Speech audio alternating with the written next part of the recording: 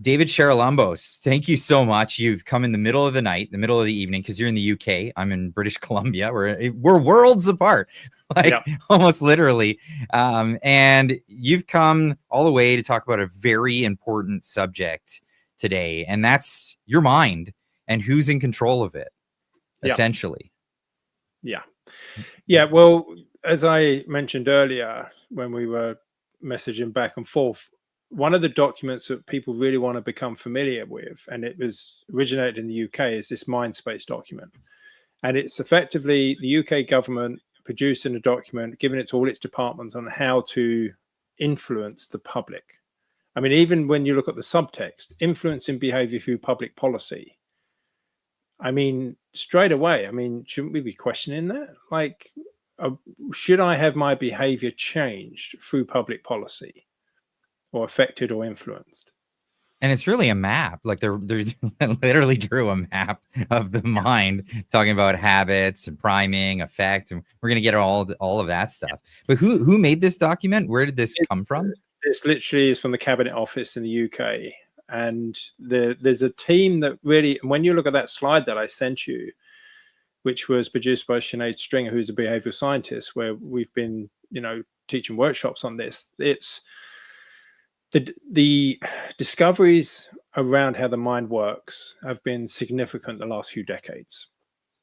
And rather than share that with the public and enrich the public so they can change their lives to control their own behavior much better, because we like to think we're in full control of their behavior. But if anyone does anything that they want to do less of, or don't do anything they want to do more of, then they're not in complete control of their mind, are they? Because if they would, like, look at the alcoholics and people that are, drink too much drugs, not going to enough, whatever it is you want to do more in your life, but you don't do, it's because you're not able to influence your unconscious mind as you would like. Now, this document is talking about how the government wants to do that to you without, and David Halpern, who was in the BIT, said the public should always be informed. They should always have consent. And that's not happening. I'm pretty sure almost no one knows of this document, or that it's in pretty much every or some form of this document, or its knowledge is in some form of institutional government all around the world. So before we get too far into this, I want to introduce people to what it is that you do. You and I, we met last year at the We Unify conference in Victoria. There's going to be another conference this year. Hopefully we can get you on board with that. That'd be great. So everybody knows the Reclaiming Conference is happening again in September. So check that out. Links are always in the description down below. But you've been working with reachingpeople.net, and this is an amazing resource for learning about behavior science, where the cutting edge. You guys are at the cutting edge of behavior science, and learning and understanding where this is. And you're not the only ones that understand it. And this is where it's kind of, it's coming into, it's coming to a head, really. We're getting to a point where, there could be nefarious actors in this. We had a Geneva Convention when it came to armaments and tools of war, what's allowed and what's allowable, what we agree is good and what's wrong. We've had this over science when it comes to medical understandings of experimentation on people. But this realm has not been touched. And this is a realm where we don't have a common set of goals, common set of rules. And there are some nefarious things going on. Well, in fact, there was some rules, but they got removed. So in 2008, prior to 2008, it was illegal to conduct psychological operations on the public in the US. And Obama repealed that law, to my knowledge. Oh, wow. So it's literally, free fall there now. It's really. I know the Canadian military has been doing this on the public. There was a story, I don't know if you heard this, where they were experimenting on people by making, this was in Nova Scotia, where they told people about wolves that were going to be introduced to the area. And then they tricked them. They actually went to their doors and told them this. And then they opened up a fake office that was supposed to be dealing with it. And then they had operations teams going out into the woods with speakers, blaring it at people. Like, literally, this was crazy stuff happening to Canadians on Canadian soil by the government, which they claimed was rogue. But this is the department where what you're talking about. Well, Facebook notoriously did this in 2012. They experimented on 700,000 people without their knowledge. Facebook unilaterally did this. Yeah, Facebook did it in conjunction with, I think it was San Francisco University. We've got the details of this. We can post it. So what they did was, and this is really key, that if a person is scrolling through social media and then they suddenly notice an hour later they don't feel so good, they probably won't be able to connect why they don't feel so good. But what Facebook intentionally was doing in this study is they were reducing the positive posts for half of the study, and they were reducing the negative posts for the other half, and then monitoring their emotional states, okay, by what they were posting. And they found a significant impact when they did that, when they manipulated people's feeds via positive and negative. So effectively, you can lead someone into a certain emotional state by what you show them, which isn't, because a lot of this stuff, what I call is the elusive obvious. It's only when you ask the question it becomes obvious. So if you saw something grotesque or something horrible around something you like, or you see an animal run over or something, that's going to affect your emotional state, okay, in a negative way. I mean, look at the other day, there was the Canadian Grand Prix, wasn't there, where Lewis Hamilton run over a groundhog and it was like big news, and he was devastated. And we're humans, that happens. But if someone's intentionally manipulating you, exposed to that sort of information, then what they can do is they can affect you and influence you, but you wouldn't know that's happening. In fact, the users didn't know that was happening by Facebook. And so for what the purpose is always what people are asking. Like, are they doing this just to figure out that they can do this? Is that what the purpose of the experiment was? They could push behavior in one direction or the other? Well, that was the thing is, if you think about, historically, we don't know why we do things. And a lot of it should probably stay that way. In some parts of it, knowing yourself better is obviously more useful, more, you can lead better lives, you can design better societies, if that's your goal. And that's the problem. What are the goals and incentives of these people? And if they're funded by billionaires that want to make more money, have no interest in the common public interest, and that's what you're seeing. The actual intention is really key. And that's why myself and other people have been, speaking up and exposing this, so the public knows what's going on. If you are informed and you consent to it, that's a different thing. But even that is manipulated as well. The thing is with being influenced, if somebody has a set of all the variables, like imagine like it's a control room in like a train station, you've got all these levers and you can pull this to make this happen and push that to make that happen, and they've got much more control than we think they've got. Question is, would they use it ethically? And well, we know that's a no, because we've seen that in the last 5 years. But the biggest problem, I think, is people don't realize how the subtle stuff influences them. For instance, in one of the behavior scientists was talking about being in a supermarket, hearing this Celine Dion CD, okay, and driving him mad, and it drove the staff mad. But when people are sad, they spend more money. So even the music in the background, seriously, like literally to that level of manipulation is what's going on. They can even monitor your emotional state by the movement of your mouse when you're visiting sites. So I'm pretty sure that's probably going to be a bit concerning for most viewers to notice the level of degree that's going on. But once you realize, then you can start protecting your emotional state. You can start doing things to actively keep yourself in in your environment better, I think is very useful. Well, it makes it more and more difficult to control your emotional state when you're using social media, correct? Yeah. So you really, when I went through the more and more, because I presented that study at a workshop the last couple of weeks, I really don't want to use Facebook. Like the more I understand it, the more I realize how they're manipulating me. And I will go to Facebook to post important stuff and then get out of there. Scrolling, just because when you think about it, I think it was Talib that was talking about the really key stuff is you find a way to get the information without being exposed to all the propaganda and the manipulation. Yeah. So recently, I was talking with another creator. His name's Frank Vaughn, and he posted something on on X, and he was like, "You just have to see what's happening in the replies on this post." And it was unbelievable. I think what happened was he hit an algorithmic threshold on his post, and what happened was the vitriol started really coming out because of it. And it almost seemed obvious to the both of us, because we were yakking about it. Like, hey, some of these people are so far in the ridiculous. I don't think they're real people. Like, I think you may have hit a point where a threshold where now bots are targeting this post, and they're coming in to engineer a sort of reaction here. Massively. So that can be done, really to such degrees that we can't imagine. But there was a very interesting article that someone posted within the workshop, which was they analyzed all the comments on a Wall Street Journal article that was about Robert Kennedy, and they analyzed all the positive versus negative comments, and pretty much all the negative comments, like high percent of them, were logical fallacies.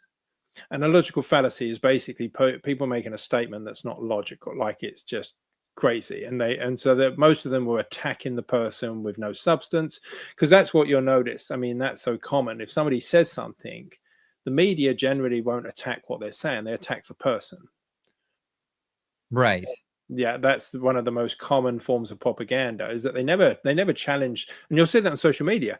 When you make a statement, the amount of people that come back, if you question the COVID vaccine, the response was, "How's polio working out for you?" It's like, well, how's that relevant? Like, that's really indicative of emotional conditioning and emotional manipulation, where the person's not able to think and they just have this emotional reaction. Then they just attack you. They don't literally. So then, like, well, what do you think about the point I made? Makes sense. So that's what you're seeing. So, like, and of course, when you look at a lot of the profiles, a lot of them don't look like real people. That's what we were noticing, right? So a lot of these accounts will come in and they have high engagement, but they don't have any followers. They don't have much going on there. And a really basic thing, and we've heard about this a lot. Like, I've heard of these new, like, cases and cases of phones stacked in data centers. If you look into the troll farm issue, it's unbelievable. And of course, it would always be blamed at the few rogue countries that people have been conditioned to dislike, but it's so prevalent. But these are like, what kind of purposes could they have? Because I could see, sowing discord as an act of, like, trying to upset a country, demoralize, do that kind of thing. But could it also be used for good? Like, is there a way that you could promote things? Well, it could be used for good, but I'm not sure. I always maintain that you should never lie about anything. So what you've got, because the problem is, when you're lying and when things are manipulated, you're never going to be able to know what the reality is. But they're playing on a few of the items in that MINDSPACE document, and one of them is norms. So people don't realize just how much our behavior is affected by our desire and ability to fit into the social norms of society. Yeah. I mean, if you woke up one day and decided to dress as a clown and walked out, that's going to be pretty weird. It's not within the realms of norms. So, look at reviews. People are so affected by reviews and everything else. So what other people think does affect us. It affects us more than we think it does. And of course, all these comments on, because I've felt them affect me, even though I know about them. So you'll be reading something and then someone will make a really, emotional negative comment. It just sort of stops you in the tracks for a moment. So what it's very powerful for, if anyone's, and of course, this is what's created this sort of thing where everyone's a shill. You notice that? Like I'm a shill for, I'm a shill for all the different sides, apparently. That's the thing. But like, when you look at that logically, I mean, that can't be the case, right? Not everyone can be a shill. But I do think there are some out there. There's people that are paid to influence and all these, but not, see, because it's the same kind of thought pattern as, oh, you're a conspiracy theorist. You've said something I don't like, so I'm going to target your personality or persona, whatever. And of course, if I believe the government, you say something I don't like, you're a conspiracy theorist. But if I'm, quote unquote, in the sort of fighting for the truth, and you say something I don't like, then you're a shill. And of course, that's what happens because these labels become so powerful. And that's the thing about the label of the conspiracy theorist. It's a cognitive dissonance management. So what it is when cognitive dissonance is very important to hit, i.e. it's the world doesn't work as you think it will. There's two ideas that don't match. So you're faced with a discomfort. But using terms like conspiracy theorist allows people not to hit that discomfort because it allows them to dismiss what anyone's saying and just go on merrily whistling along to whatever tune's going on. That makes sense? How do you overcome that discomfort or convince yourself to feel better with the discomfort rather than going? Well, in fact, what you're supposed to do is to investigate why you feel that discomfort. That's the whole point of it. It's like if you have two ideas that don't match, your brain has to resolve that. And if you look about, I pretty much will take any of these things, say, right, what would happen 10,000 years ago? Why are we faced with this? Because that's where our brains have adapted to these situations. So when it comes to social proof and social pressure, so we want to, we don't want to get kicked out the tribe 10,000 years ago. Okay, that's near certain death. Absolutely. Yeah, exactly. So what happens is you see things like people adapting to the tribe and foregoing their own, for the greater good. That sentence has been so played for, isn't it? But all of these things, they make sense when you look at 10,000 years ago. We're not in the environment where it makes sense anymore, like where they're not as important, but the hardware is still there. So that's how we can be manipulated. Yeah, I mean, pretty much when you look at advertising, it's all playing on emotions. So it creates a positive emotion around product, and most of it's playing on social proof, isn't it? And social proof is we want to look good around others. So why would you have a name on a show or whatever? Like, it's because people want to, have the approval. Right. Now tell me about priming, because this is a big thing that people miss entirely. The priming comes, it affects you and you don't even realize it. Yes. And then they're able to then snap you with that. The punchline comes later, and it's all because of the priming. Yeah. So are you an open-minded person, Clyde? I'd like to think so. I've just primed you. Okay. What they did was, so as an example study, they had people walking down the street. They would approach them and say, "Would you like to try this new product?" Only 25% of people said yes. But when they asked that question beforehand, "Are you an open-minded person?" which 99% of people say yes to, then they said, "Would you like to try this product?" It went up from 25 to 75%. I mean, that's incredible. I can see why that works. But it tripled, which is, I mean, in any marketing, those numbers are astonishing, aren't they? In fact, they did it. And this is where because they're doing this, then as with that conversation we were having earlier, if something's being drip fed in the media, I'm thinking, right, what's coming next? So one of the classic studies was they went up to residents, I think it was in California, and they said to them, "Can we put this sign in your garden?" It was a big, ugly, "Please drive carefully" sign, which they said, "Can we put this in your front garden?" And of course, most people said no. I think it was only 17% of people said yes. But they tried a different set of people and they got them to sign a petition 2 weeks before that, right?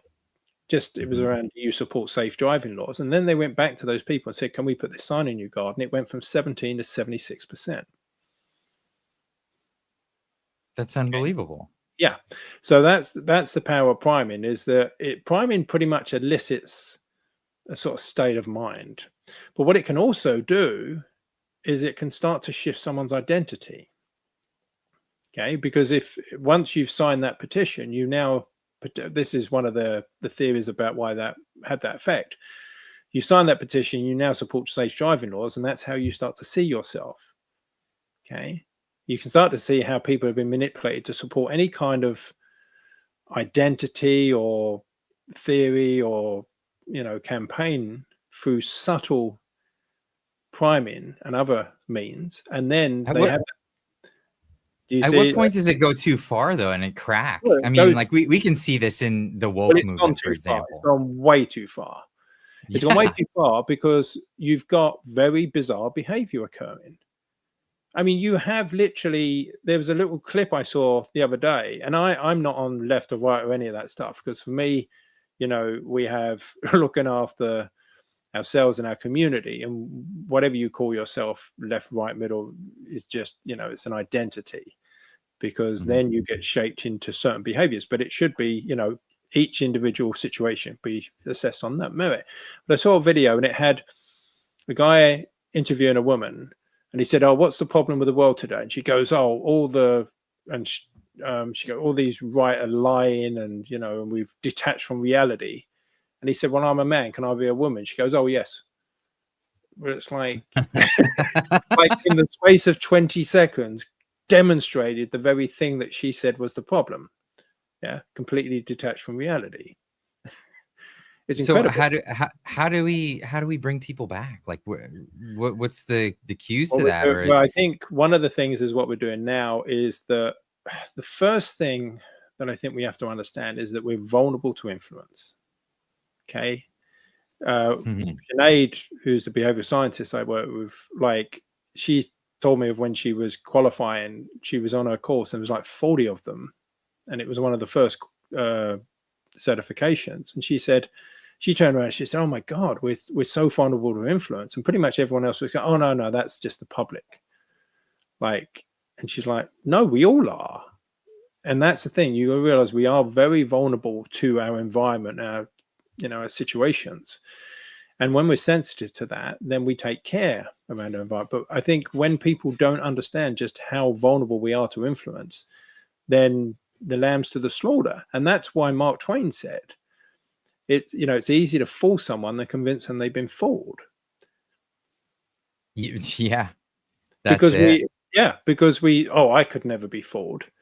I mean, I know, sometimes I will walk, you know, I remember coming home a while ago, and I stopped off at a gas station, and they had like a little supermarket in there from one of the more upscale supermarkets here. And I walked out with a big bag of food, and I wasn't even intending to buy any food, but they got me like, you know, and that's the thing. Sometimes I realize after, oh my God, like they got me, you know, and that's it. And once we realize that, once we start understanding the subtle ways in which we're influenced, then we can start to protect ourselves a lot more. And I think that's what's really key.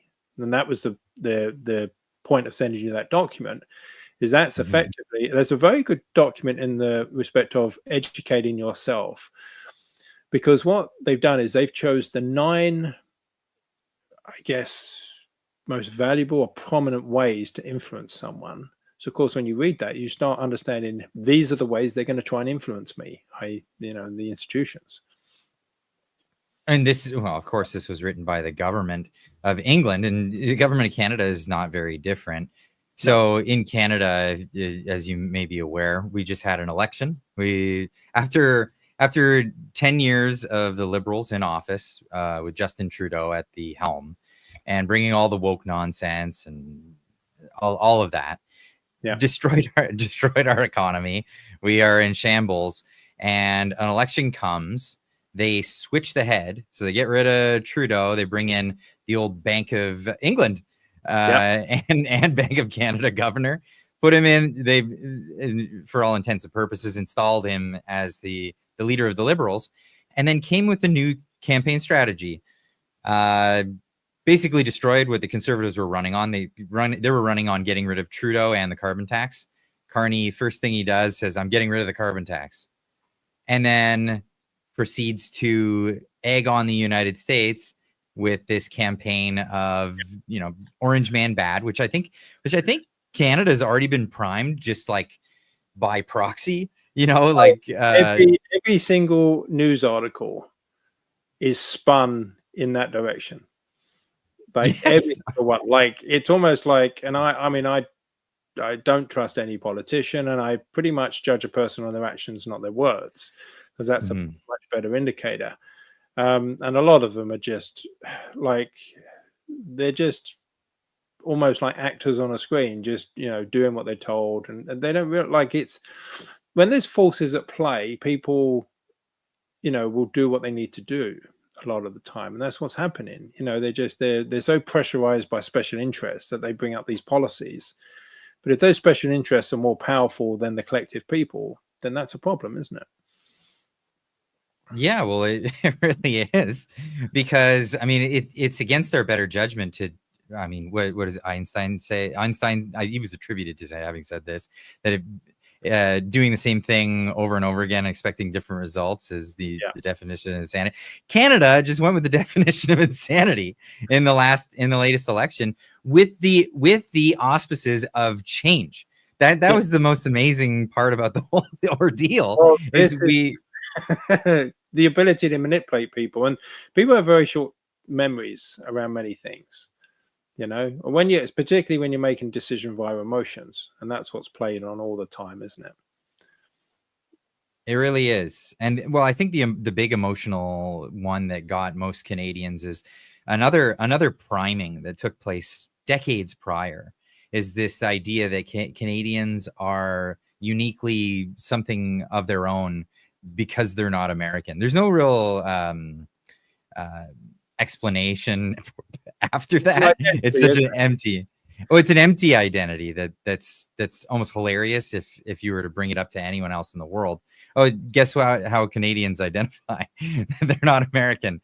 That's like saying the English are English because they're not the French. It's of course it's absurd on its face. But people, this became a thing in the previous Trudeau era, so in the 1970s and 80s, and then it's gone on till today, and then we found ourselves spinning an emotional web for what is now a majority of Canadians who went into it. They bought it hook, line, and sinker, and otherwise only a month before were completely driven the other way politically, which I found the most astonishing out of the whole thing.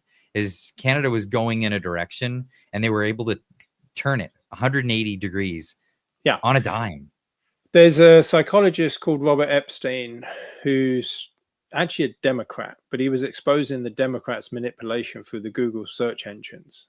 Google claims to be able to, well, I think in that testimony, which is really an eye-opener, they can flip up to 20 million votes. Okay. I mean, and if you know about the US, where the swing states, etc., that's pretty much usually enough to swing an election. That's it. Yeah. And so then the question is, when you look at a dictatorship, it rules through force, but democracies rule through influence and propaganda and manipulation. And classic what's happened in yours, which is when I mentioned that study to you about the bankers, which is one of the funny, I like to quote that study because it's quite funny, but they were measuring the honesty of all the different professions. Okay. Now, prison inmates came second last, not so much a profession, but a category of society. Only one came lower, and that was the bankers. Okay. Right. Now, I'm surprised, like used car salesmen, lawyers, where were they on that? Bankers, right. Now, what was interesting about the study is when they were not primed about being a banker, they didn't cheat. It was only when they were primed about their job. So what that tells you is, as the theory of why that is that the unconscious norms in that profession are to cheat. So you have, so basically what we don't realize is that norms is so significantly important to understand. So as an example, if I was walking down a high street in England, there is a social norm to how close people get to each other. And the Brits have got quite a wide range of not wanting people too close to them, and it feels uncomfortable. But in Tokyo, that's completely different. Okay. I'm aware.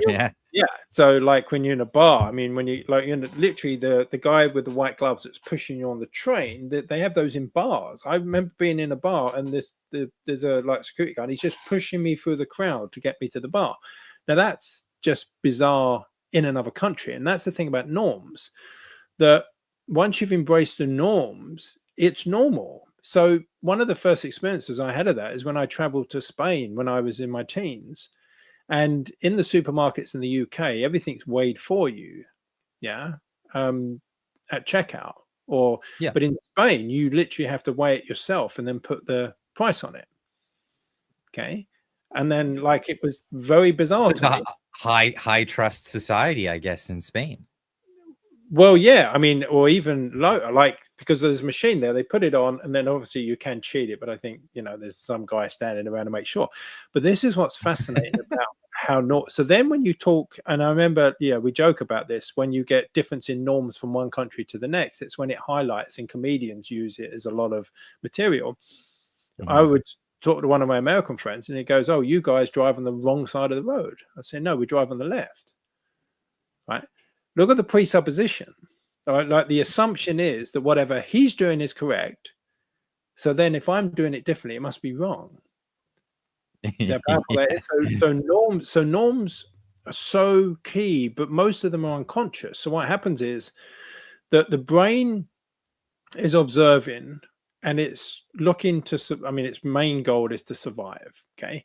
So it's going to say, right, well, how do I act that fits in with everyone else? So for harmony, really. But of course, this is manipulated because then when brands start using these things and these norms, so then people think, oh, that's just a normal thing to do. I mean, you take a crazy society or even historical examples, Sparta, their norms, like it's portrayed as like great in a movie, isn't it, in 300? But when you look into the norms of Sparta, it was a totalitarian society and it was pretty brutal. Yeah, and the way that they, I mean, I would advise people to have a look at that, and it kind of mirrors a bit today what's going on. But this is what people don't realize is that norms are unconscious from our surroundings. So if people are put in a situation where some pretty strange things are normalized, that becomes the norm. And that's what we're seeing. I mean, so then you'll get a generation that's being challenged by the generation that's coming through that, in my opinion, is indoctrinated some pretty strange ideas, but they're normal to them. Right. Yeah? It's like for them, that's normal. And what they've done with education now, from what I can see, is they're trying to say there's a single source of truth. And there is like this objective reality there. And this confuses people because people think like, oh, well, everyone's got their own truth. Well, yeah, in subjective things, but in objective things, there is an objective reality. So in my example, like that man and woman, that's pretty clear. Like every culture since the dawn of time worked that one out. I mean, it's reflected in the Latin languages, but suddenly that's no longer a thing, is it?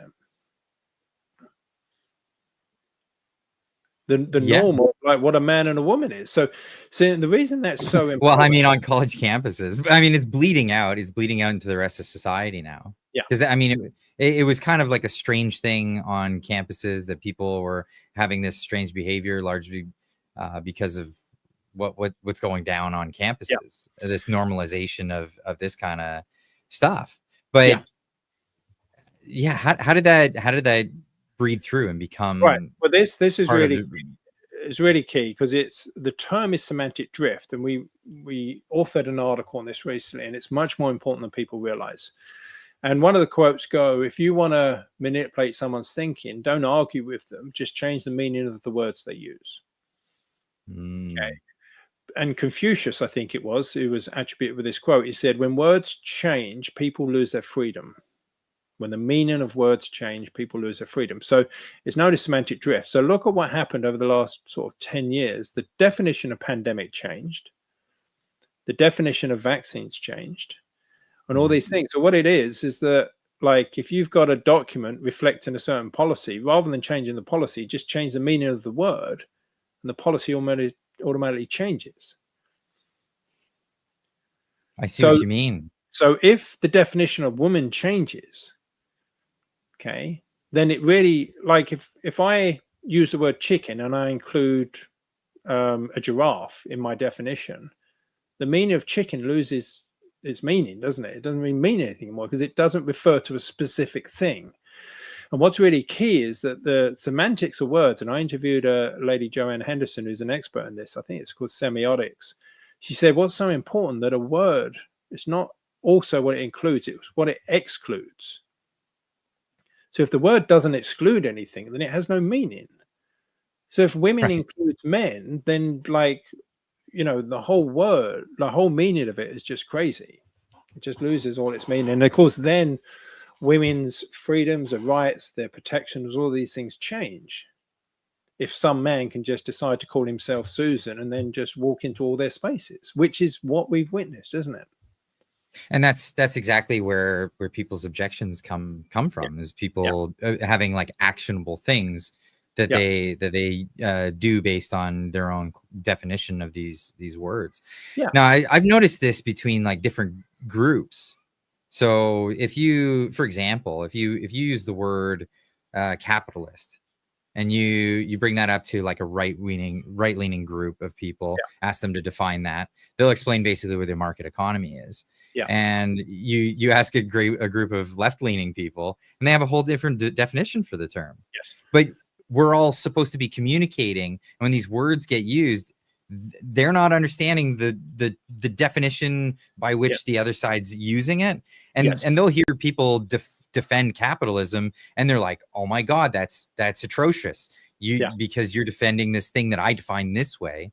How do we fix that, where people then start beginning to define things in the same way? I think in debate, this is an interesting part of debate, is you have to define terms when conducting a debate, and we don't do this in society. No, but also what they don't literally want to define the terms. You've seen those clips where someone says, well, tell me what a woman is, and they just won't do it. They just go off on all these undefined terms. It's like, well, you can't claim to have an opinion if you can't define the very things you're talking about. Okay, and that's really fuzzy thinking.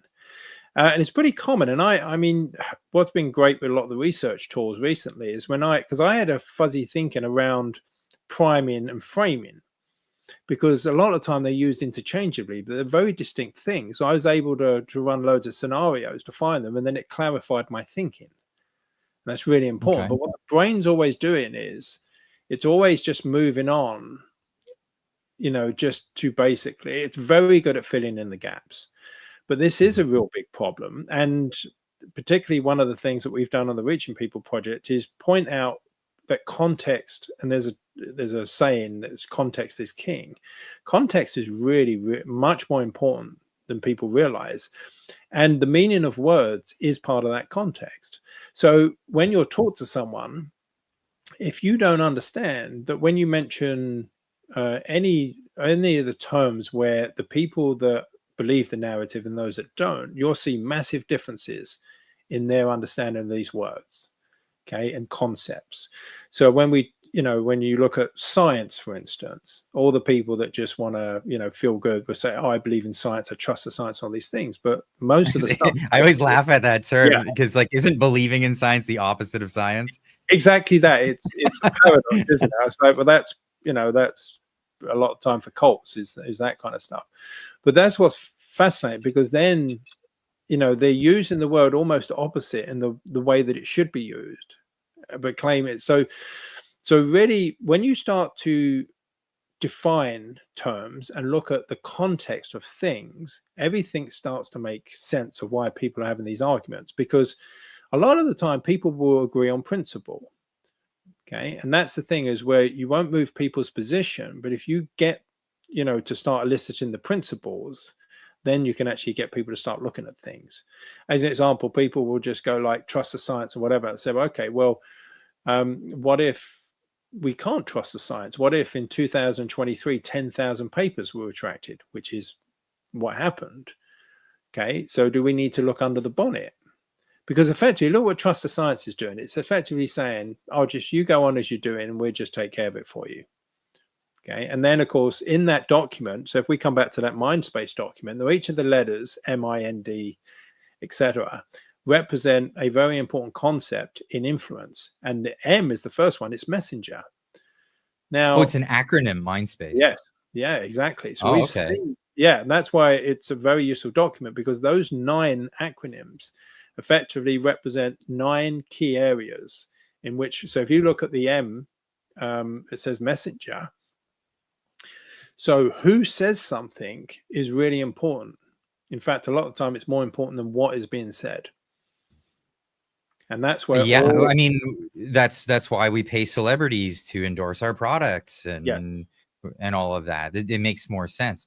You know, you have people with influence or authority come. This is why we trust the doctors and we don't listen to the quacks or whatever in that case.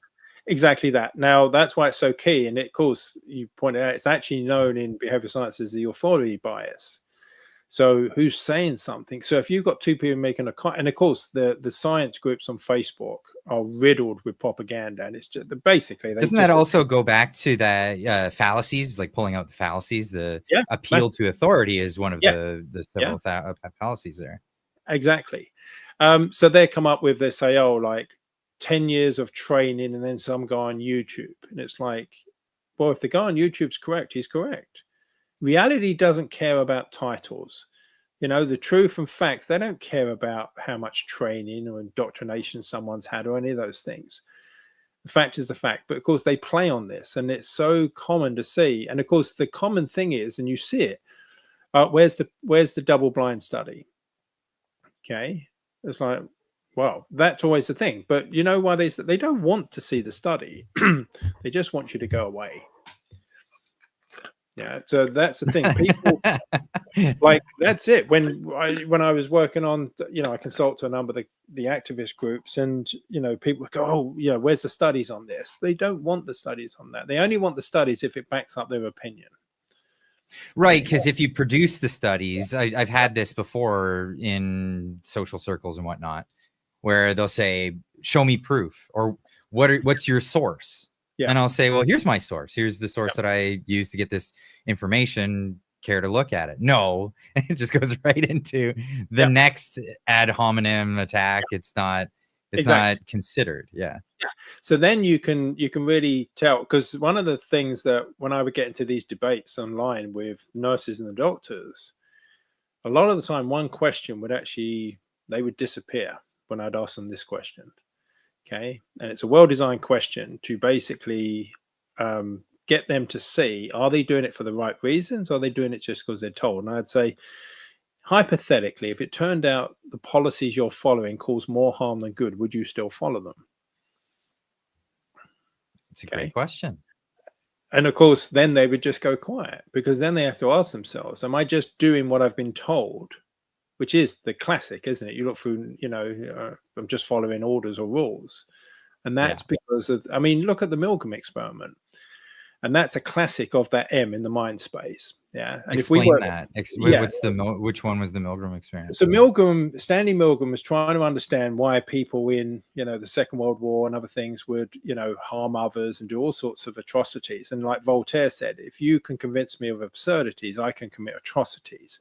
And one of the things that you've seen through pretty much all education systems is this absolute conditioning to do as authority tells you to do. Okay, not to question authority. And of course, what happens is people feel so bad about it that most people, I mean, 75% of people have a public speaking phobia. Most people won't challenge anyone in authority. Okay, they just feel scared to do so. It almost be like a fear. But yeah, but the Milgram was trying to understand this. So he crafted a study, and it's been replicated in many different ways. And of course, people will know about the line length study that Ash did, which was people would lie just to fit into the group. But Milgram set up this study where there's an actor the other side of a screen, and then the participant is in front of a series of buttons, and they're told that every time that and they think the actor's another participant, they don't realize it's an actor. And every time that they get a question wrong, the participants pressing a button to give the other person an electric shock, and it starts off very mild and increases. And the reason for the study was to see how many people would push the button just because the person in the white coat perceived authority told them to do so. And it turned out that up to, I think it was 67% of people would push the button to give someone else a potentially lethal shock because the person in the white coat instructed them to do so. So those pressures are basically from their conditioning to do as you're told, because someone in the white coat told them to do so. But the most fascinating part about this study, in my opinion, is that Milgram surveyed the experts before, you know, how many people would push the button. So the perceived experts were surveyed, And the psychology students said 1 in 100. Okay. But they were much closer than the actual, experts with the qualifications who said 1 in 1,000. Think about that. So they estimated that only 1 in 1,000 people would push the button, but in fact, 67% of people pushed the button. Okay. So what this shows you is that historically, that's always been the case, that our prediction of not only other people's, but in fact, we're much better at predicting other people's behavior than we are our own in a lot of instances. Now, this opens up this whole field of invisible influence, subtle influence, subliminal, whatever you want to call it, in that if sometimes we do things and we don't know why we're doing them, okay, because of, behavior so complex. So why does someone like a piece of art? Why did someone order that meal? All these things, you won't always know. But the whole point of that MINDSPACE document and that field is that they understand this a lot more than they ever did. So take the Milgram experiment. So they now know not to listen to the surveys. So the biggest jump that behavioral science made, in my opinion, in the last few decades, and I literally researched that question and it was confirmed, was that they stopped listening to what people said and they started watching what they did. Okay. So somebody would say, oh, if this happened, so let's run a thought experiment. How many people do you think over the last 5 years, prior to the last 5 years, said that they would have supported the policies that they supported? So if you went up to someone and said, like, do you think it's fair to hold someone else down and inject them with a novel medical procedure that's had no safety testing against their will? Pretty much everyone's going to go no. But then how many people started supporting that? Yeah, it's crazy. It's crazy how many people actually did support that. Yeah. So what they say they would do and what they actually would do is once their unconscious mind been manipulated, because they know which buttons to press. And that's why this document is so important, because when you start to understand this, and if you take the I in the acronym, see, when I look at any of them in isolation, I go, oh my God, that's so important. And it's like so many of them are so important. So the messenger, the authority is really important. The I, the incentives, is so important. So basically, we will generally have a certain thing that we will do, which we will weigh up to be the right or best thing for us in certain situations. But a lot of the time, incentives will change that. Okay. So an incentive, a lot of the time, is to move someone away from what would be their behavior, isn't it? Okay. Because you're incentivizing them to go down a different pathway. So that's why people don't think about it. And really, incentives, carrots and sticks. And there's a document that we authored on how, and it's called operant conditioning. And all it is how you provide rewards and punishments to change people's behavior. Okay. And that's how the education system works a lot of the time, is on that. And that's how the COVID policies a lot of the time worked. Do as you're told, or like go and get the jab, you get a kebab or a donut or whatever. Don't yeah, do literally do that. Yeah, don't do as you're told, and then you're not allowed to go out. You're not allowed to shop. You get all these things. So yes, it's very key. But when so some of that, I mean, that stuff's insidious as it is. Yes, but it's basics that like economics covers. Like economics covers the idea in the basic sort of part of psychology that the economists study is, again, like the carrot and stick, like you said. You give people incentives, they will behave in a predictable manner. And you could be wrong, but this is the idea, is you have a prediction of the behavior that is set forward. But you're talking more insidious. We're talking like specific behavior that's not economically driven. This is other things. Yeah, well, you see, but the other thing is with the behavioral economics, one of the theories of that is that people would make rational choices. They don't. Okay. It's the basis of the economic theory. And that's where behavioral economics come in, because they say, well, they don't make rational decisions. They make emotional decisions for the large part. So look at people, if people are in and sometimes impulsive. Yeah, absolutely. Yeah, that's a lot of it. And that's what advertising is looking to do, is get people impulsive and emotional and all these things. But if you look at incentives in isolation, it's really key, because if you award a hospital $30,000 for putting COVID on the death cert, you're probably going to see a lot more COVID on death certs. Yeah. Okay. Now, it won't always be conscious. This is the thing with incentives, like, because people think, oh, yeah, we account for that. But you don't. If people are receiving donations, they are going to be more, understanding and good to those people providing the donations, even if it's not conscious, even if they try to go against it. And it's been proven time and time again. But there's a couple of studies on the incentives that are quite mind-blowing.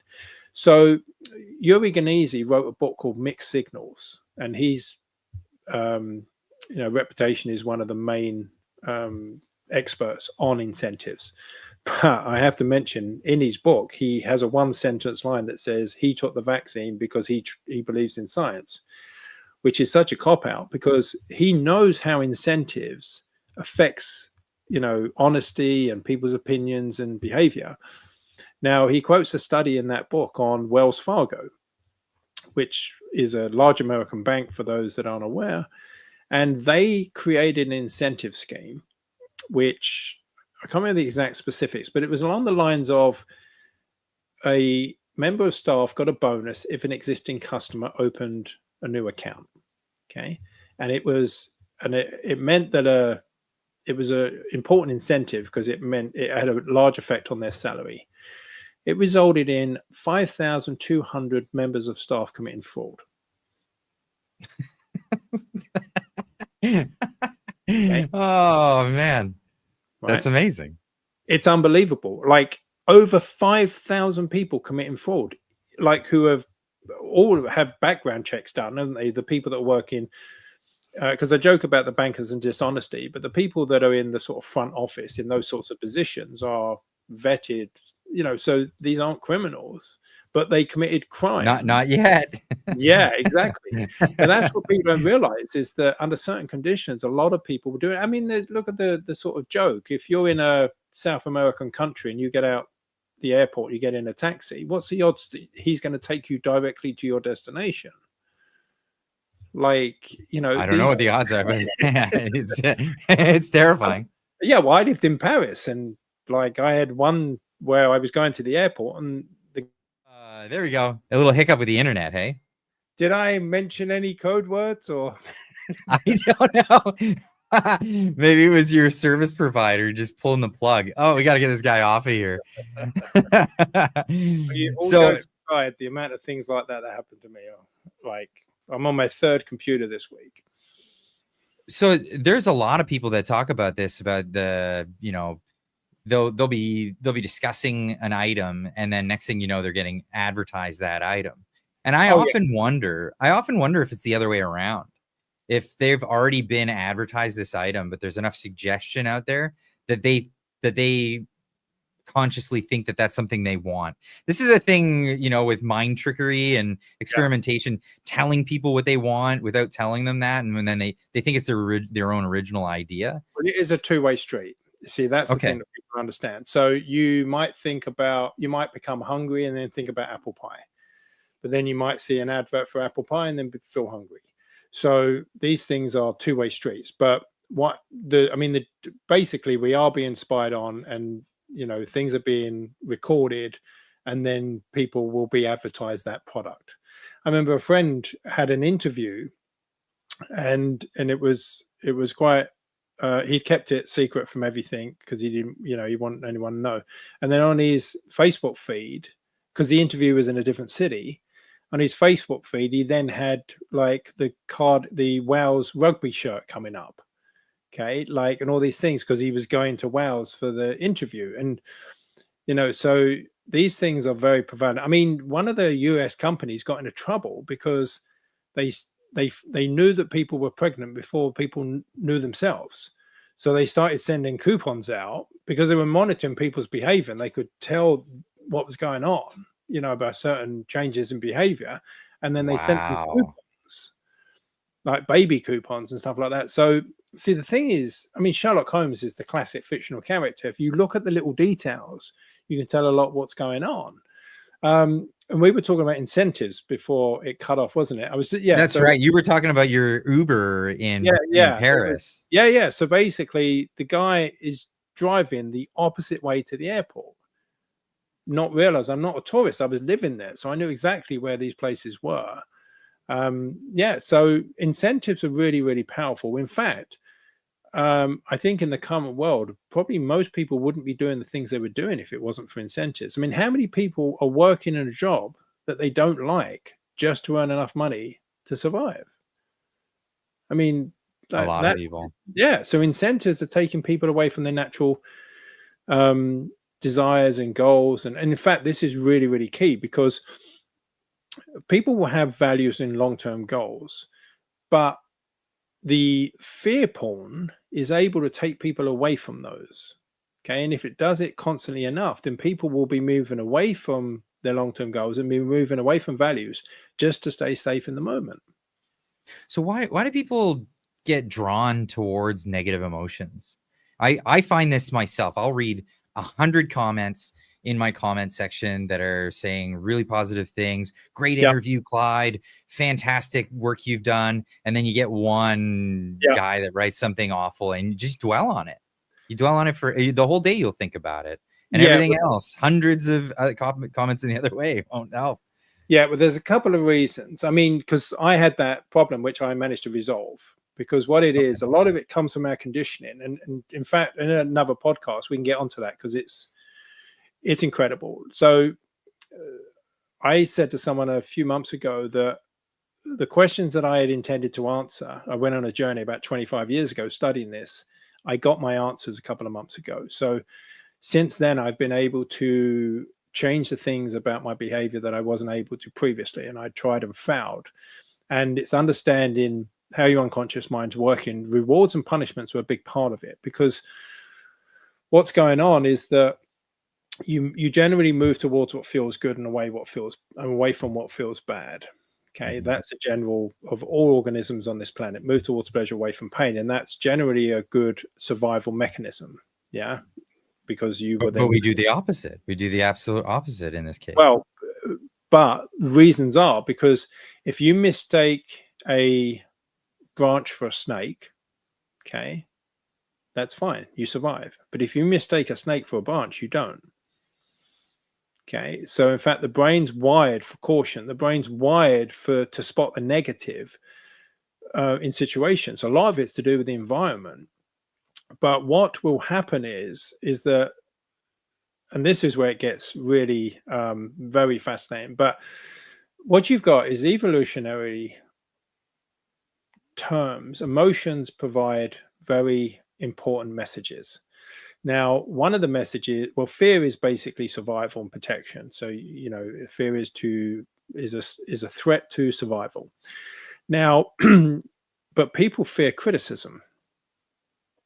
Okay. But criticism isn't a threat to survival, is it? No, it's not at all.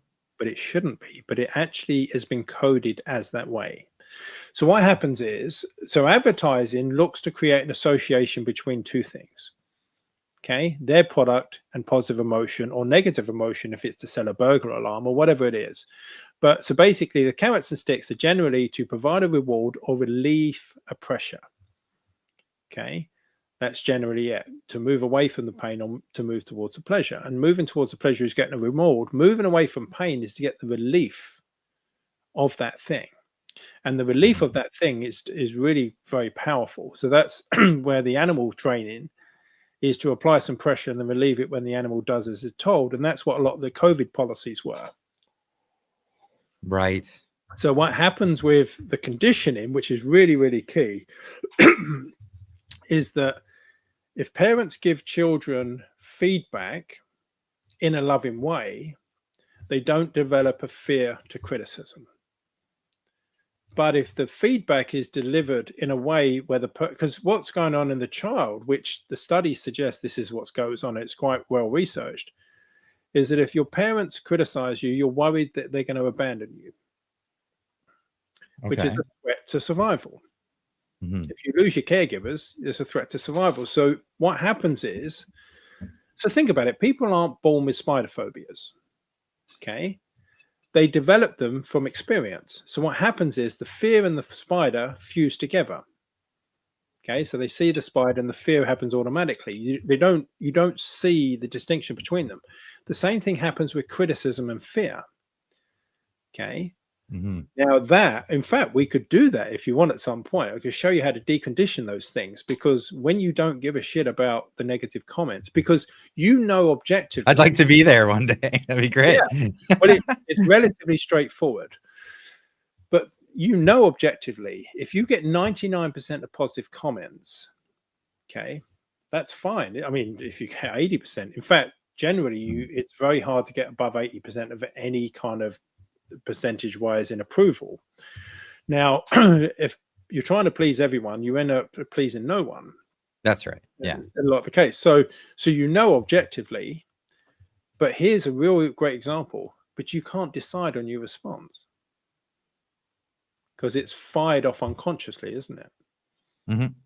Okay, and it's fired off unconsciously because something in the unconscious mind, in the engine room of the mind, is because what it's. Let's theorize that in your position, if you see a negative comment and you have criticism equals threat to survival, then that comment represents a threat to your survival, even though it doesn't. You know logically it doesn't, but it will create the emotion as though it does. Right. Yeah, logically I look at it and go, yeah, like you have to be rude. Okay, whatever. Yeah. Move on. But I just seem to remember that one instead of all the other positive ones. It's just because your brain, because in your brain, if it's got criticism equals a threat to survival, then your brain's going to go, well, you need to know about this dude because it's a threat to your survival. So the wiring is so important. Do you see how?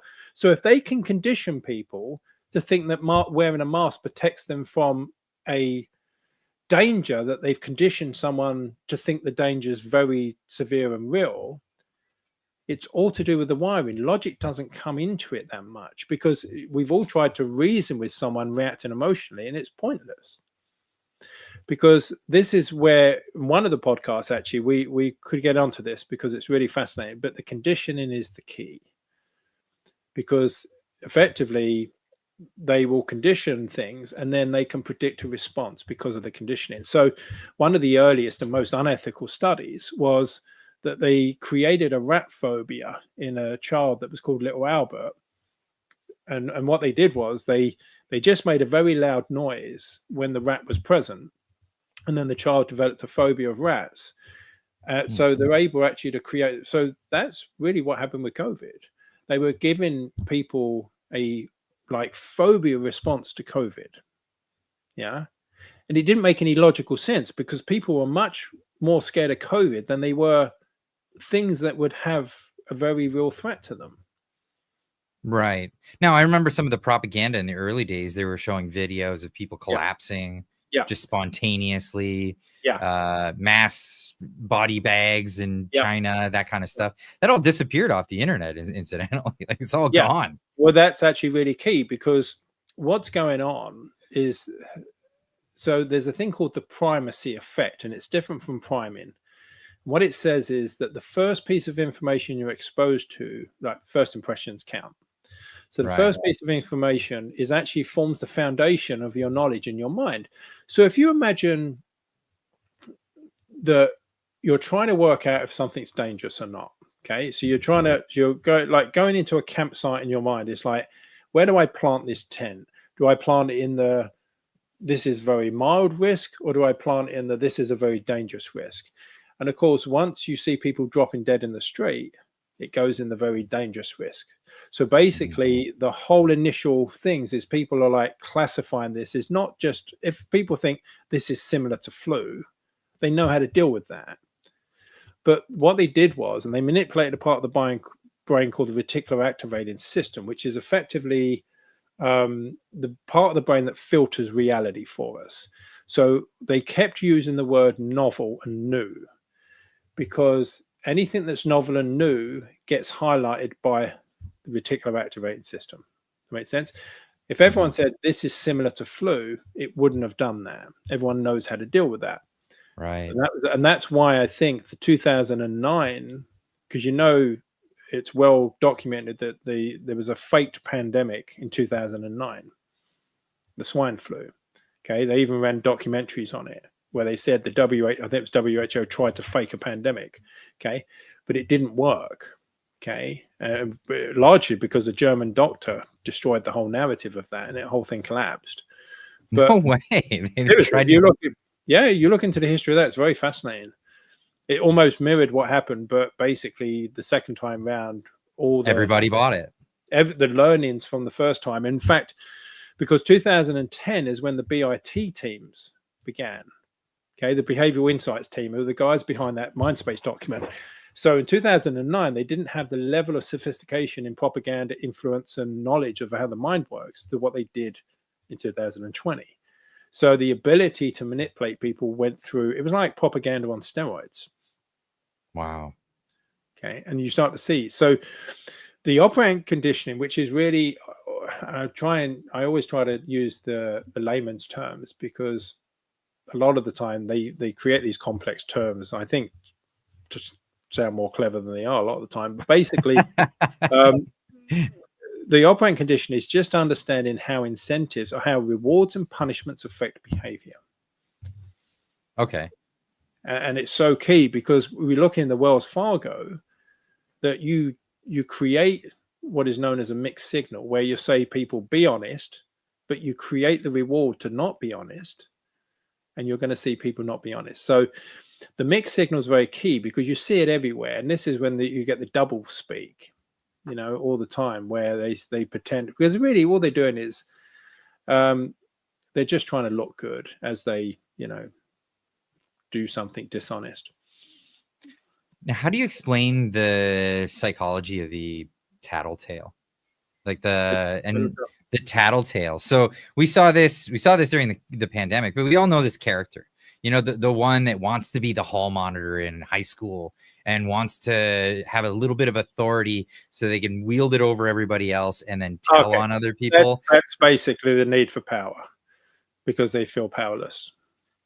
So what you've got is that this the basic drives in the human will manifest itself in many ways. And as a general rule, there's 5 or 6 that I have is my understanding of this. And one of them is approval.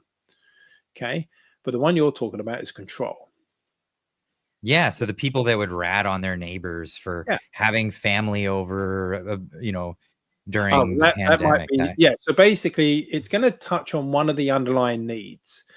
That one might be safety. So if the person so they will come back to some form of either approval, control, or safety, or what's known as separation or oneness. And so that's to be an individual part of a group. So we have these inherent drives. So the virtual signaling, I've had my jab, whatever, that's the approval. That's the virtual signaling. And that's all to seek social approval. Mm-hmm. Okay. And so much of people's behavior come back to that. Buying a Ferrari a lot of the time is social approval. Okay. What's really interesting, when you look into social approval, people know when others are doing it, but they miss their own. So there's a very funny study in Jonah Berger. Like the alpha guys, what color is your Bugatti? So Jonah Berger wrote a few really great books. He's got, in my opinion, a few woke ideas, but as an academic, he's brilliant. And he wrote a book, I think it was called Invisible Influence, and he quoted a few studies on there that were really quite powerful. So he literally went round to quite a wealthy neighborhood, and he put cards on all the BMWs that, please ring me, I want to survey you. And what it was, they were basically asking people, do people buy BMWs as a status symbol? Absolutely, yes. Yeah. But then, so people would say, yes, people do that. They say, but you've got BMW. Oh no, I buy it because blah blah blah. Okay. Oh, they would have an internalized dialogue that's not. Yeah. So they would change. Oh wow, that's something else. Not all people, because some people are honest enough to not understand their own behavior. But what's going on? Because they can't see the part of the mind that's driving that behavior. So there was actually a really famous quote in the early 20th century which said there's 2 reasons for everything, a good reason and a real reason. Now, what you'll find is that when you ask people why they've done something, They are generally going to give you the good reason, not the real reason. So when you say to someone, why are you wearing a mask? What would they say to you? Oh, I'm trying to protect others or something. Something virtuous, right? Yeah, they won't say, oh, I'm just a compliant person that just does as I'm told. Because that doesn't, right? So what you've got is that social approval is so strong. But this goes really deep, because in fact what they discovered, and I think there was a brilliant researcher that was traveling the country, and he was studying split brain patients, basically people that had their corpus callosum severed through via injury or disease. And then what that The thing meant between your brains that yes, keeps the communication going. between the left and the right hemispheres. Now, what it is that I think it's the language centers in the left. The language is in the right hemisphere, I think, which governs the left side of the visual field. So what they did was they were putting words on the left and right visual field, and the person could read the one on the right, but they couldn't read the one on the left, but the brain did absorb it. So they could draw it, but they didn't know why they were drawing what they were drawing. So what they started to do was started to investigate this. So they would put on the left side, stand up. So then the guy would just stand up, and they'd say to the guy, why have you stood up? And he would go, oh, I just want to go and get a drink. You'd rationalize it. Yes. So this is what's going on. So he wouldn't actually know why he stood up. And then they started to theorize, well, does everybody do this? And it turns out they do. It's called confabulation. So basically what it is, when you're pressured on why you've done something, we feel compelled to answer, but often we feel compelled to answer with an answer that's socially acceptable. Right.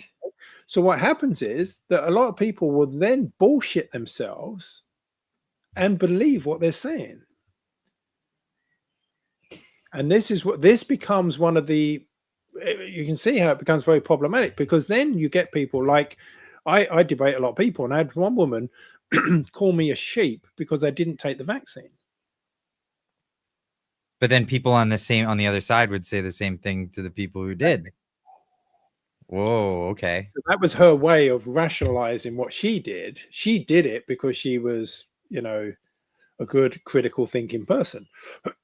And I didn't do it because I'm a sheep, which, I mean, it's incredible how people can reach these conclusions. But when you have things like the brain, see, because it's understandable, the brain is trying to make you fit into the tribe, to make you, that conscious mind. There was a quote that says it's the marketing department, it's the sales department, it's showing everyone the best parts of you. I mean, look at when you've met someone new. Yeah, we're all on our best behavior, aren't we? Yeah. You know what I mean? So this is just naturally things that we can find funny reactions to. But see, this is so key, because what it is that they understand that a lot of people's behavior, more than people understand themselves, they're able to manipulate people without them knowing they've been manipulated, because people will fill in the blanks. Well, that's where it gets terrifying, because then, whoever the nefarious characters that would want to do that, whether it's governments or corporations, just because they want to sell you something, or governments that want you to accept some new draconian thing. I don't know, like digital ID, perhaps. Yeah. You were just talking about that before we went live. You're saying that they were already trying to condition people in the UK to do this in a recent campaign. Yeah. So, but the key thing is, if everyone knew how vulnerable we were to influence, most of it wouldn't work. Right. This is the key. This is like my purpose, and this is why we're here today talking about that document, because if all your viewers read that document, which it's a hard read, by the way, because you get angry, right? But to understand, to go on that discovery of understanding yourself, I mean, it's enriched my life more than I can say, because I've been able to understand myself, why I do things, better judge myself less, and then be able to influence my behavior positively.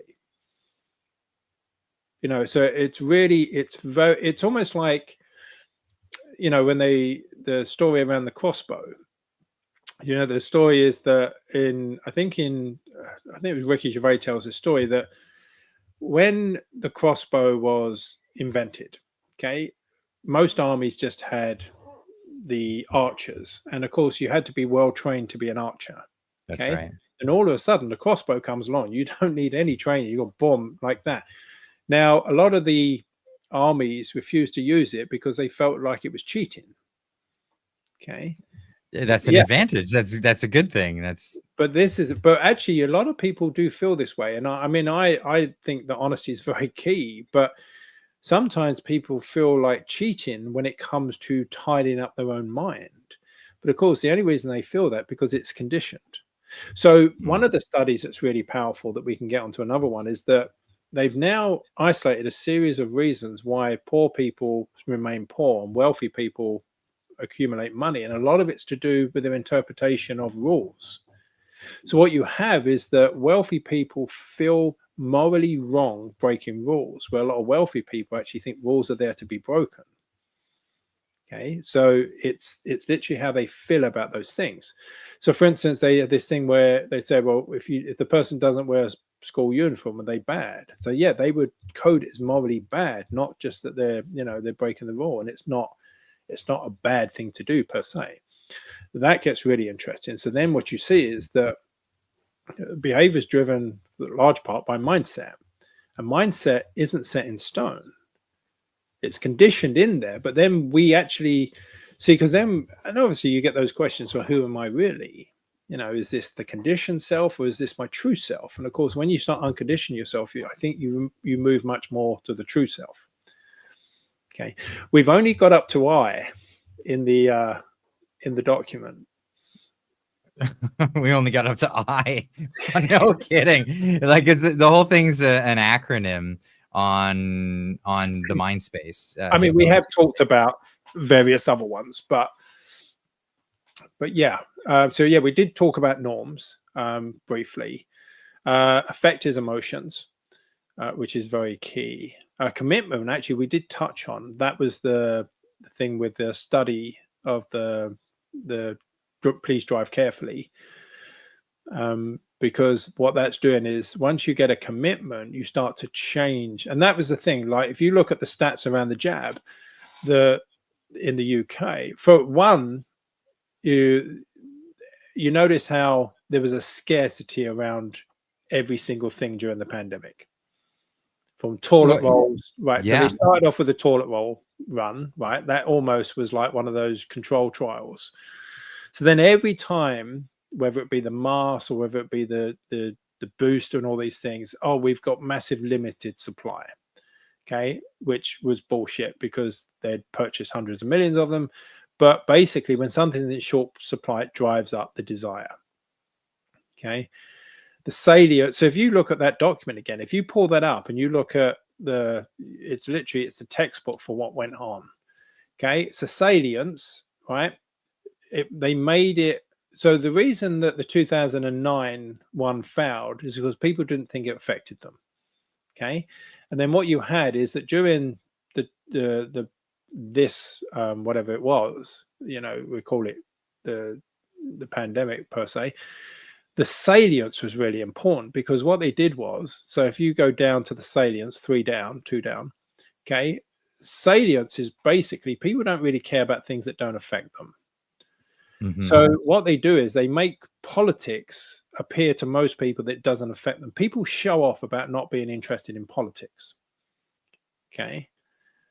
But basically, politics affects all of us. And if we don't get interested in politics, we're basically going to have people deciding on their behalf. Okay. And I know it's difficult.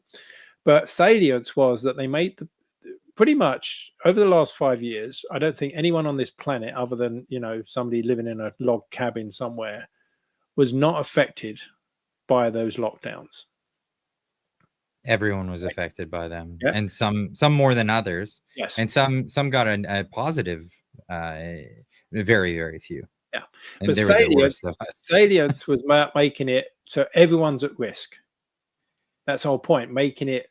Yeah. So what they did was that's part of framing. That's the framing structure. Well, also the salience as well. So the salience is basically that it's relevant to you, that it's important to you. So all the messaging was, don't kill grandma, don't pass it on. I mean, kids were asked that there's a disgusting PowerPoint presentation that was presented in schools in the UK that asked the question, would you get a vaccine to protect your grandma? Okay, I mean, that's horrendous, and there was lots of propaganda. So what you see here is this is obviously a document, in my opinion, that's used to manipulate people. But if this is used to understand yourself better, okay, because there's no behavioral science per se is not good or bad. It's just an understanding. Like any tool, like a hammer, I mean, you can build something or you can hurt someone. So these tools aren't good or bad. It's the intention of the people using them. The problem with this tool is it's so powerful. And I don't think a wise person wouldn't trust themselves. They would make sure that there was checks and balances in a system. That makes sense? Because they know that everyone's vulnerable. So, but we don't have checks and balances in the system. We have the MHRA in the UK, which gets 84% of its funding from the pharmaceutical companies. And we know incentives are very powerful because we saw bank people committing fraud because of the incentive. So do you think the various drug companies and the regulating agencies will bite the hand that feeds them? No, absolutely not. So this document will really explain a lot about why the world is the way it is at the moment, because inherently in understanding that document is inherent knowledge in understanding that we are vulnerable, in understanding that there's invisible influence and all of those things. And then you've got a group of people that since the dawn of time, we've always known that we must, be very skeptical about trusting, i.e. politicians. Anyone in power, anyone that has a sense of power, really, we have to have protection mechanisms so we don't completely trust them. But this document is one of the first steps. It's one of the easiest first steps, because everyone watching this can literally find a copy of this and you can put it in the links. I will, absolutely. All you have to do is a search engine, type MINDSPACE government, it comes up. And then I think it's that first step of realizing that we're all vulnerable is really important. Once you see the data, you can't help. But like supermarket study, they played French music in the background one day, German music in the background another day. When the French music was played, sales of French wine went up to 76%. When the German music was played, sales of German wine went up to a similar percentage. When people were quizzed if the music had any effect, most people didn't hear it. And those it did said it had no effect. But it clearly did. I mean, it clearly did. Yeah. And that's it. So once you start to understand these things, you start to realize that your environment is very important. And of course, when we taught the workshop last week, I said to people that Facebook study that manipulated people's emotions. Okay. But then you realize you can actually start to influence your own emotions positively with just that awareness. So you say, so for me, I like feeding the birds. I like doing all these little things that, just bring you a little bit of pleasure. And it's just to spend more time doing those things. Okay. Because we've got challenges facing us right now. Okay. And a lot of it is, changing the insides of our mind and understand ourselves is going to allow us a much better position to make positive changes. But how I feel right in this moment is not changing anything externally. So it's better that I feel good rather than bad. It's very easy to feel bad at what's going on in the outside world, but you're going to have much better chance of changing it positively if you feel better and you're not stressed and you're not, agitated. But because the key thing is, if you are taken into the emotional side of the brain, it shuts down the rational aspects of ourselves. Okay. And this is why so much of the fear porn, the manipulation, the politics is all about getting people into that emotional state. So that, and all the trolls online, it's all about poking you into an emotional reaction. So you can't think clearly about whatever you need to think clearly about. So really, you need to recognize when you've been triggered emotionally. So yes. If you have an emotional response, that should be the moment you realize, hold on, wait. Yes. Wait a second. Yeah, have a pause, because you're not going to think clearly. Then there's a series of, a lot of my work when I work with one-on-one clients is about showing them how they can, what's the best word, to rewire themselves so they don't have those emotional reactions when they're not warranted. Okay, because they're only coming predominantly from your conditioning. Right. Okay? You weren't born with them for the most part. 99% of them you weren't born with. So they're learned. So if they've been learned, they can be unlearned. Okay. A lot of work when I work with sports and athletes and stars, it's like one example. There was a guy when I was in Sydney. There was an AFL player that I worked with. He missed like the equivalent of a field goal, a penalty to win the game for his team. And then he couldn't, he lost all of his confidence completely. It only took us 7 minutes to remove that and then, get the confidence back. So in the sports, it's very powerful because we all know that confidence is so key in all these things, but our emotional reactions are so important.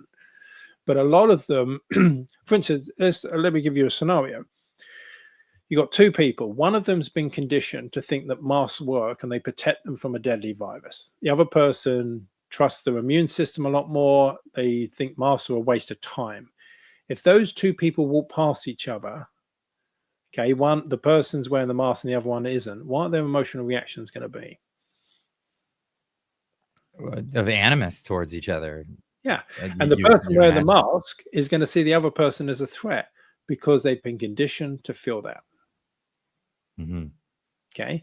Now, if that condition changes, and that's where the semantics and the context are really important. You can't reason with that person wearing the mask. We've all been in like the shop where you're not wearing a mask and someone goes apeshit on you. Like you can't reason with that person in that moment. Yeah.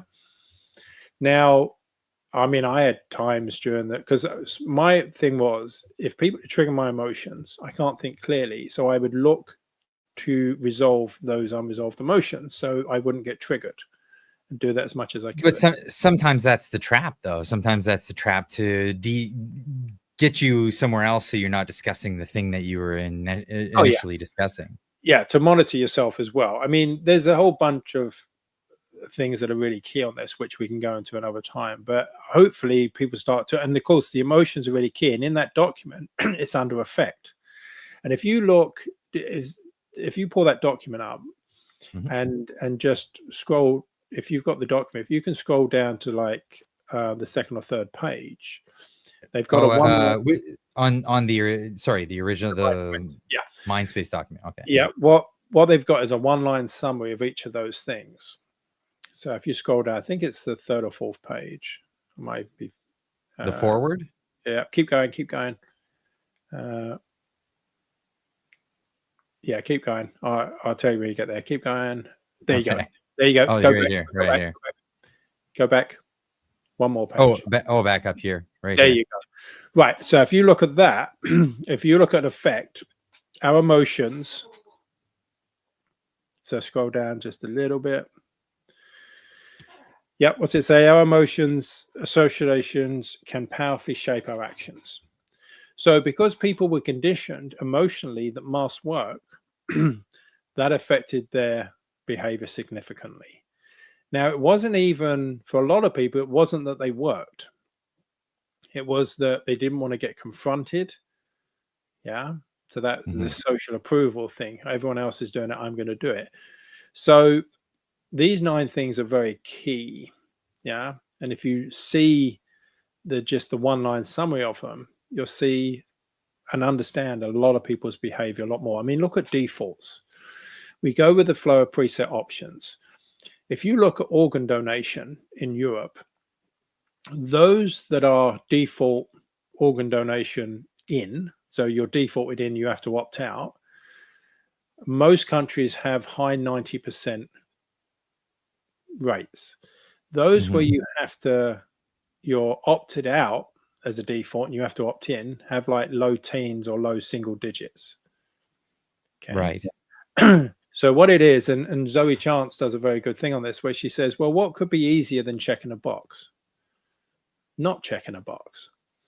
Yeah, or not even having to know that there's a box to check. Well, there was a study actually that showed that the best applicants for a job were the ones that applied on a non-native browser. Okay, but they couldn't use that data because it wasn't fair, because some people might have applied in a library. So most people don't change the default setting. And because they know this, they will create the default setting that supports whatever they want you to do, and them being the person designing it. What you have in terms, because what you've got is the path of least resistance, i.e. ease, how easy something is the single most important factor in business from when they look at all the variables. If you make it difficult for your customers to buy from you, you're going to have less customers. They won't do it. Yeah. Yeah. They're going to buy less, than like Amazon has got this down to an art, haven't they? Where it's just effortless to get, there's less obstacles. So yeah, the ease is really, really important, and the defaults, and it's to understand that. And what you'll find is that if you sign up for a subscription, you notice how simple that is. In a few seconds, you've bought it. You notice how difficult it is to cancel these things? Yes. Yes. Yeah. And that's by design a lot of the time. In fact, a lot of the government designs now, when they want your opinion, a lot of the time they don't want your opinion, but they want to pretend they do want your opinion. They just set up the thing that it's so difficult to do that you just give up. Just as a lot of people, when they cancel their subscription, they can't find it and they just wait another month, and then 2.5 years go by. Yeah. Happened to me a number of times. Yeah. So yeah, so this really and what I would say to the viewers, and I've been through this many times, is getting to know yourself initially, or getting to know behavior, is going to provide you with some uncomfortable feelings at times. But if you realize that the whole point of this is going to be such a positive, a net positive, that, you know, you get to protect your family, your opinions, your mind, you get to learn how you can be better at anything you want to be better at. You can learn to understand why things, for instance, a lot of people have a negative association with money. Okay. Yeah. If that's the case, your unconscious mind's going to move away from that. So you're going to find yourself battling with yourself, where you're going to go round and round and round in circles, that you really want something, but you find yourself not doing it. Okay. All of these things. And that's really when you get this discord between your conscious and unconscious mind. And that's where, once you understand how your unconscious mind works, and there's a very good metaphor we can go into on another one, where, you know, there's a metaphor with 4 elements that will allow you to understand your mind at a much deeper level than you currently do. And once you start to understand that, then you can start to provide and design your environment so they work better for you, but also so you have a more harmonious and happy life. There's so much to get into. we can chat all day about this stuff, and we're about to start your day, actually. It's so early in the morning, and you're gracious enough to wake up halfway through the night to come on and do this. And the whole idea, as you said, as you put it, was the arming yourself with information, arming yourself with the know-how to recognize when it is you're being manipulated. And when you realize this, it kind of falls apart. I guess it's like the emperor, or what is it? The Wizard of Oz behind the curtain. Yeah, all of those things. So yeah. Now, what it also does is it starts to expose who are doing things and why they're doing them. And then, you know, we start to find out that a lot of people aren't acting. A lot of people in positions of political authority are not acting in the best interest of the people they're representing. Okay. And once you start to see this, it all starts. So, you know, the pharmaceutical companies influence, you know, such wealth to influence the politicians. And then, because that's where incentives become very, you know, if someone's incentivized to support a special interest group over the people they're supposed to be representing, well, they've failed, haven't they? They've broke the social contract. Yeah. Well, isn't it the old saying that when a market is bought and sold, or sorry, when a market is regulated, the first thing to be bought and sold on the market is the regulator. Yeah, exactly. That's Yeah, absolutely. Right. So I'd like to open it up to some questions from the audience. So any questions, bring those up. But for this is gonna be for the live audience. For those that are watching the video of this, where can they find more information? Are you obviously you're avoiding social media, but do you put anything out on social media? Well, basically, what I do is I go on social media for a minute or two at set points to post or check, you know, friends' messages, etc. But by and large, I avoid scrolling. Reachingpeople.net is where they can check out the website. It's, you know, we've produced it, so it's as best effort as we can do. Under resources, there's a lot of interviews. There's a course actually we're doing at the moment with Dr. David Funder, who's a political philosopher, and Sinead Stringer, who's a behavioral scientist. Yes, if you scroll up to the top. So yeah, we do free Zooms, basically just where you were there, Clyde, just a little bit down. So if people want so yeah, we do. And once we finish this series of courses, which next week, then I generally have a free Zoom once a fortnight, once a month on a Thursday. They're recorded and put on our YouTube channel. And then we've got some courses. And if you look at the articles, actually, there's what we've touched on today. There's a key article there. So if you scroll down, so trained like animals, treated like animals. If you click on that and then scroll down to the bottom, I thought that was a very funny picture. But if you look at that table, that's basically the carrots and sticks that was used, well, a few of them at least, that are used during the pandemic, or what they called was a pandemic. And they're very, very effective. Yeah. So we're trying to pump out as much I mean, pretty much we don't have that many resources because there's only so many hours in the day and we're quite constrained in many areas, but we try and do what we can. I mean, like, I think it was a week before last, I had to testify to the New Zealand Royal Commission about the manipulation, and that document will be out and I can send that to you at some point in the future. But yeah, but it's a very fascinating subject. As well as X, you guys have an X, so reaching people on X, and again, it's you're not scrolling the feed. You guys are making announcements and posts about what it is that you're doing.